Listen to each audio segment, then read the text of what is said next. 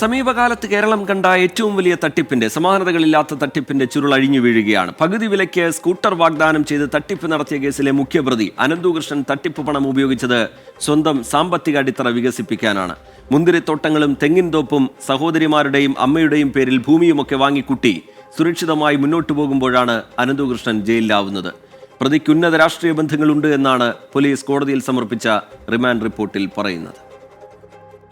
CSR fund തട്ടിപ്പിലൂടെ കോടികൾ സ്വന്തമാക്കിയ അനന്തകൃഷ്ണൻ പ്രദേശത്ത് തന്നെ വാങ്ങിയ 1 ഏക്കറിലധികമുള്ള റബ്ബർ തോട്ടമാണിത്.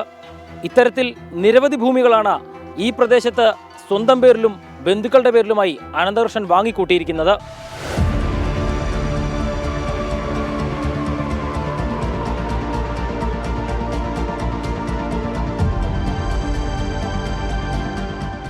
സാധാരണക്കാർക്ക് മോഹന വാഗ്ദാനം നൽകി 1000 കോടി രൂപയുടെ തട്ടിപ്പ് നടത്തിയ കേസിലെ മുഖ്യപ്രതി അനന്തുകൃഷ്ണൻ തട്ടിപ്പിലൂടെ സമ്പാദിച്ച പണം ഉപയോഗിച്ച് കോടിക്കണക്കിന് രൂപയുടെ ഭൂമിയും വാഹനങ്ങളും കെട്ടിടങ്ങളുമാണ് വാങ്ങിക്കൂട്ടിയത്. 19 അക്കൗണ്ടുകളിലൂടെയാണ് പ്രതി തട്ടിപ്പ് നടത്തിയത്. ഈ അക്കൗണ്ടുകളെല്ലാം പോലീസ് മരവിപ്പിച്ചിട്ടുണ്ട്.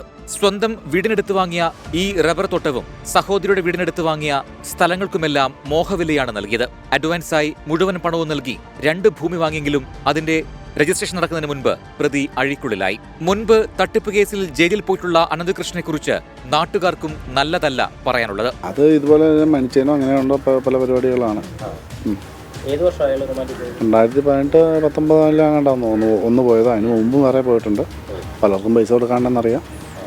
എങ്കിലും ഇവിടെ ഒത്തിരി പേര് പെട്ടുപോയിട്ടുണ്ട്. കേരളത്തിൽ വാങ്ങിയ ഭൂമിക്ക് പുറമെ കർണാടകത്തിൽ മുന്തിരിത്തോട്ടവും പാലക്കാട് ജില്ലയിൽ തെങ്ങിൻ തോപ്പും പ്രതി വാങ്ങിയതും പോലീസ് കണ്ടെത്തിയിട്ടുണ്ട്. പ്രതിയെ കസ്റ്റഡിയിൽ ലഭിക്കാൻ കോടതിയിൽ സമർപ്പിച്ച കസ്റ്റഡി അപേക്ഷയിൽ തട്ടിപ്പിലൂടെ സമ്പാദിച്ച പണം വിവിധ സാമ്പത്തിക സ്ഥാപനങ്ങളിൽ പ്രതി നിക്ഷേപിച്ചിട്ടുണ്ട് എന്നും പോലീസ് പറയുന്നു. പ്രതിക്ക് ഉന്നത രാഷ്ട്രീയ നേതാക്കളുമായി ബന്ധമുണ്ട് എന്നും ജാമ്യം ലഭിച്ചാൽ കേസ് അന്വേഷണം തന്നെ അട്ടിമറിക്കപ്പെടാൻ സാധ്യതയുണ്ടെന്നും പോലീസ് പറഞ്ഞു.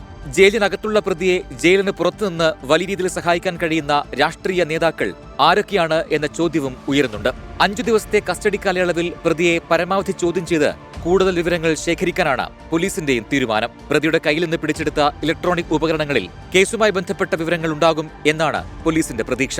തട്ടിപ്പിലൂടെ പ്രതി സമ്പാദിച്ച പണം രാഷ്ട്രീയ നേതാക്കൾക്കുൾപ്പെടെ ലഭ്യമായിട്ടുണ്ടെന്ന സൂചനയും പുറത്തുവരുന്നുണ്ട്. തങ്ങൾക്ക് ആർക്കും പ്രതിയുമായി ബന്ധമില്ല എന്ന് വിവിധ രാഷ്ട്രീയ നേതാക്കൾ പറയുമ്പോഴും അനന്തുകൃഷ്ണനിൽ നിന്ന് രാഷ്ട്രീയ നേതാക്കൾ പണം വാങ്ങിയതിന്റെ തെളിവുകളും ഒരുപക്ഷെ പുറത്തു വന്നേക്കാം. അനന്തുകൃഷ്ണൻ കേസിൽ പ്രതിയായതോടെ അമ്മ ഉൾപ്പെടെ വീട് പൂട്ടി സ്ഥലം വിട്ടു. നിലവിൽ സംസ്ഥാന വ്യാപകമായി 100-ലധികം പരാതികളാണ് രജിസ്റ്റർ ചെയ്തിരിക്കുന്നത്. അടുത്ത ദിവസങ്ങളിൽ കൂടുതൽ പരാതിക്കാർ എത്തുന്ന സാഹചര്യത്തിൽ തട്ടിപ്പുകൾ ഒറ്റ കേസായി പരിഗണിച്ച് FIR രജിസ്റ്റർ ചെയ്യുന്ന കാര്യവും പോലീസ് പരിഗണിക്കുന്നുണ്ട്. എറണാകുളം ജില്ലയിൽ മാത്രം 2000-ലധികം ആളുകളാണ് പരാതി നൽകാനായി കാത്തിരിക്കുന്നത്. പൊതുജനം കഴുതയല്ല സാർ.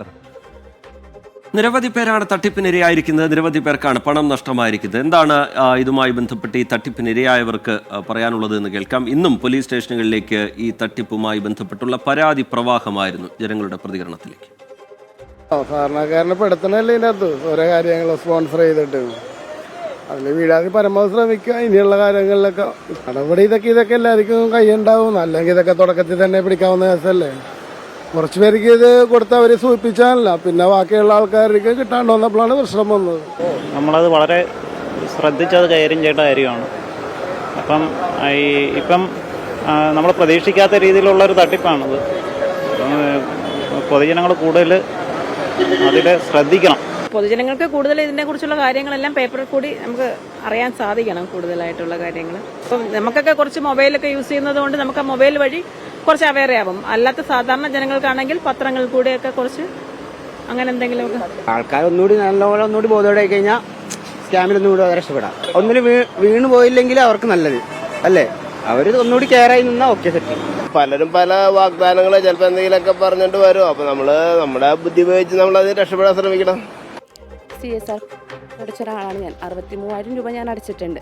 അപ്പോൾ നമ്മൾ ഇത് അടയ്ക്കാൻ കാരണം തന്നെ നമ്മുടെ പ്രമുഖരായ വ്യക്തികൾ വന്ന് ഇനാഗുറേഷൻ നടത്തി വണ്ടി വിതരണം നടത്തുന്നതുകൊണ്ടാണ്. ഇപ്പം നിസ്സാര നാൾ കൊണ്ടല്ല, ഇത് വർഷങ്ങളായിട്ട് തുടങ്ങിയിട്ട് 2-3 വർഷത്തോളമായി തുടങ്ങിയിട്ട്.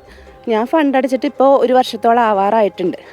ഈ CSR ഫണ്ട് വെച്ചിട്ട് ഇത്രയും വനിതകൾക്ക് എൻ്റെ ഇപ്പോൾ കൊടുത്തേക്കണ 1000 ചില്ലാനം വനിതകളുണ്ട്. ഈ പറവൂർ മാത്രം. അപ്പോൾ ഇത്രയും വനിതകൾക്ക് CSR ഫണ്ട് വെച്ചിട്ട് വണ്ടി വിതരണം നടത്താൻ കഴിയൂ ഇല്ലേന്നൊന്നും നമ്മുടെ സർക്കാരോ നമ്മുടെ വിജിലൻസോ ഒന്നും അന്വേഷിച്ചിട്ടില്ല. അവരുടെ മുന്നിൽ കൂടി അവരെ മുൻനിർത്തിക്കൊണ്ട് ഇങ്ങനൊരു തട്ടിപ്പ് നടത്തിയപ്പോൾ ഇതിനകത്ത് എല്ലാവർക്കും ഒരുപോലെ ഉത്തരവാദിത്വമുണ്ട്. സമൂഹത്തിലെ പ്രമുഖ വ്യക്തിത്വങ്ങളുടെ രാഷ്ട്രീയ നേതാക്കളുടെ ഒക്കെ പേരും ചിത്രവും ഒക്കെ ഈ തട്ടിപ്പിന് അനന്തകൃഷ്ണൻ ഉപയോഗിച്ചിട്ടുണ്ട് എന്ന തരത്തിലുള്ള വിവരങ്ങൾ പുറത്തു വരികയാണ്. എന്തായാലും ഇനിയും ഇതുമായി ബന്ധപ്പെട്ട് പരാതികൾ ഉയർന്നു വരും. വളരെ വിപുലമായ അന്വേഷണത്തിലേക്ക് പോലീസ് കടന്നിട്ടുണ്ട്.